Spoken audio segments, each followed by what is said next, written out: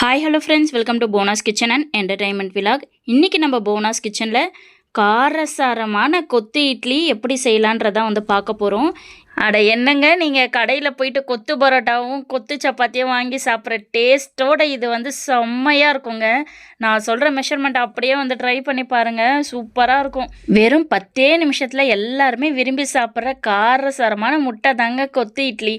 எப்படி செய்யலான்றதை பார்க்கலாம். இந்த ரெசிபி காலையில் உணவாகவும் மாலை நேரத்தில் ஸ்நாக்ஸ் ஆகும், டிஃபன் பாக்ஸுக்கு சூப்பராக இருக்கும். வாங்க சுவையான முட்டை கொத்து இட்லி ரெசிபியை வீடியோக்குள்ளே போய் பார்க்கலாமா?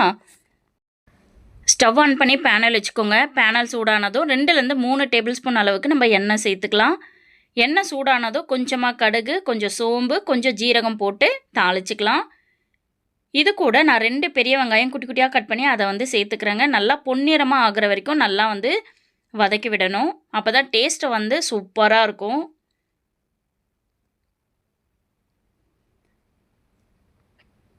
வெங்காயம் இப்போ ஒரு பொன்னிறமாக வந்திருக்கு. இந்த ஸ்டேஜில் நம்ம 2 தக்காளி, பழுத்த தக்காளி எடுத்துக்கணும். அதை குட்டி குட்டியாக கட் பண்ணி அதையும் சேர்த்துக்கலாம். இதை எண்ணெயிலே நல்லா வெங்காயம் தக்காளி ஒன்றோட ஒன்று நல்லா வதங்கணும். இது கூட கொஞ்சமாக உப்பு சேர்த்துக்கோங்க. உப்பு சேர்த்திங்கன்னா சீக்கிரமாக வதங்குறதுக்கு ஹெல்ப்ஃபுல்லாக இருக்கும். வெங்காயம் தக்காளி ஒன்றோட ஒன்று நல்லா வதங்கி வரணுங்க. வதங்கினதுக்கப்புறம் நம்ம மசாலா சேர்த்துக்கலாம். இப்போ கரெக்டாக இருக்குது. இது கூட நம்ம மசாலா சேர்த்துக்கலாம்.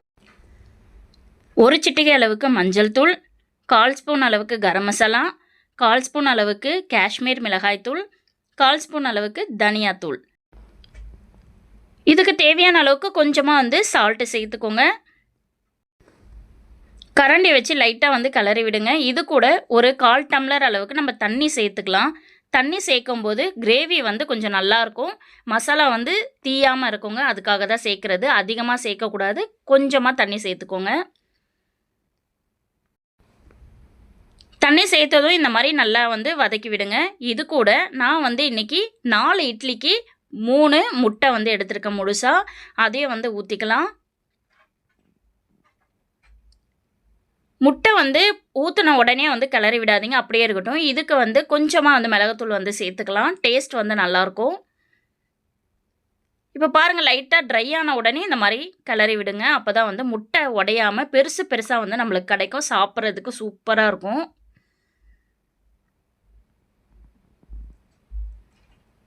ஸ்டவ்வு மீடியமில் வைக்காதீங்க, ஹை ஸ்பீடில் வைங்க. முட்டை இருக்கும்போது அப்போ தான் கரெக்டாக இருக்கும். பெருசாக வரும் முட்டை.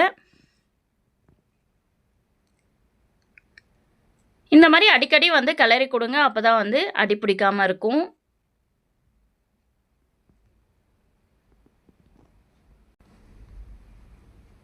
இப்போ எக்கு கரெக்டாக மசாலாவோட ரெடி ஆகிடுச்சு. இது கூட நம்ம இட்லியை சேர்த்துக்கலாம்.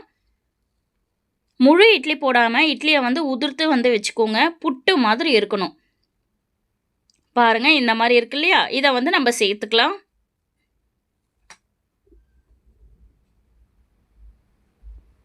ஸ்டவ்வு மீடியம் ஸ்லோவில் இருக்கணுங்க. அப்போ தான் நல்லாயிருக்கும்.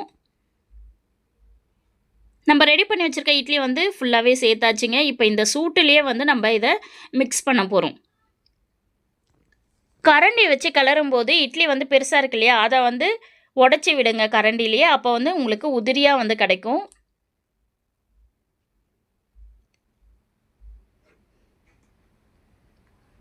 மீடியம் ஹீட்டில் இருக்கட்டும். ஸ்டவ்வு ஃபாஸ்ட்டாக வைக்காதீங்க.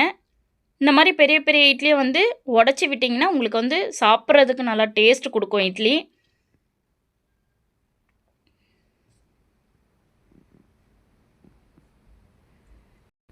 காரசாரமான முட்டை இட்லி ரெடி ஆகிடுச்சிங்க. இதுக்கு மேலே கஸ்தூரி மேத்தி இருந்தால் நீங்கள் அதை போடலாம். அது டேஸ்ட் கொடுக்கும். இல்லைன்ற பட்சத்தில் நம்ம கொத்தமல்லியை குட்டி குட்டியாக கட் பண்ணி அதை சேர்த்துக்கலாம். சேர்த்துட்டு இந்த ஃப்ளேவர் நல்லாயிருக்குங்க. லைட்டாக கிளறி விட்டுட்டு நம்ம சாப்பிட்றதுக்கு ரெடி பண்ணிடலாம். கொத்து பரோட்டா, கொத்து சப்பாத்திக்கே டஃப்பு கொடுக்குங்க இந்த கொத்து இட்லி. அவ்வளோ அருமையாக டேஸ்ட்டாக இருக்கும். இந்த ரெசிபி உங்களுக்கு பிடிச்சிருக்கும்னு நான் நினைக்கிறேன். இந்த காரசாரமான கொத்து இட்லி வெறும் 10 நிமிஷத்தில் எவ்வளோ ஈஸியாக சூப்பராக செய்யலான்றதை வீடியோ ஃபுல்லாக பார்த்துட்டு நீங்கள் வந்து வீட்டில் ட்ரை பண்ணி பாருங்கள். ட்ரை பண்ணி பார்த்ததோடு இல்லாமல் உங்களோட ஃப்ரெண்ட்ஸ் அண்ட் ஃபேமிலிக்கு வந்து ஷேர் பண்ணி விடுங்க. இந்த கொத்து இட்லி உங்களுக்கு பிடிச்சிருந்தா ஒரு லைக் பண்ணுங்கள், ஷேர் பண்ணுங்கள், சப்ஸ்கிரைப் பண்ணுங்கள்.